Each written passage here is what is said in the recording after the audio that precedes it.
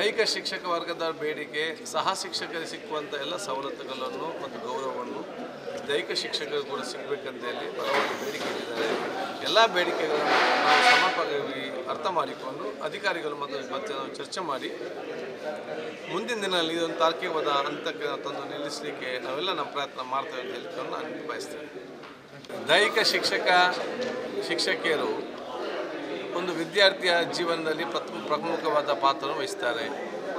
ಶಿಸ್ತುಬದ್ಧವಾದಂಥ ಮತ್ತು ಅತ್ಯುತ್ತಮವಾದ ಒಂದು ವಿದ್ಯಾರ್ಥಿಯನ್ನಾಗಿ ರೂಪಿಸಲು ಮತ್ತು ಸಮಾಜಕ್ಕೆ ಸತ್ಪ್ರಜೆಯಾಗಿ ಆ ವ್ಯಕ್ತಿತ್ವವನ್ನು ರೂಪಿಸಲು ದೈಹಿಕ ಶಿಕ್ಷಕರು ಕ್ರೀಡೆ ಜೊತೆಯಲ್ಲಿ ಇನ್ನಿತರ ಎಲ್ಲ ಶಾಲೆಗೆ ಸಂಬಂಧಪಟ್ಟಂಥ ಆ ಒಂದು ಜವಾಬ್ದಾರಿ ವಹಿಸಿಕೊಂಡ ಕೆಲಸವನ್ನು ನಿರ್ವಹಿಸಿರುವುದು ನಮಗೆಲ್ಲ ಗೊತ್ತಿರುವಂಥ ವಿಚಾರ.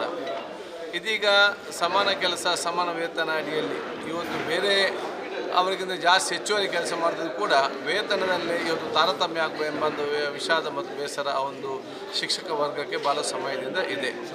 ಇದನ್ನು ಬಹುಶಃ ನಮ್ಮೆಲ್ಲ ಇವತ್ತು ವಿವಿಧ ಆದ ಸಮಾವೇಶದಲ್ಲಿ ನನ್ನ ಗಮನಕ್ಕೆ ತಂದಿದ್ದಾರೆ, ಸಭಾಧ್ಯಕ್ಷರಂತ ಹೊರಟ ಗಮನಕ್ಕೆ ತಂದಿದ್ದಾರೆ, ಮಂತ್ರಿಗಳ ಗಮನಕ್ಕೆ ಕೂಡ ತಂದಿದ್ದಾರೆ.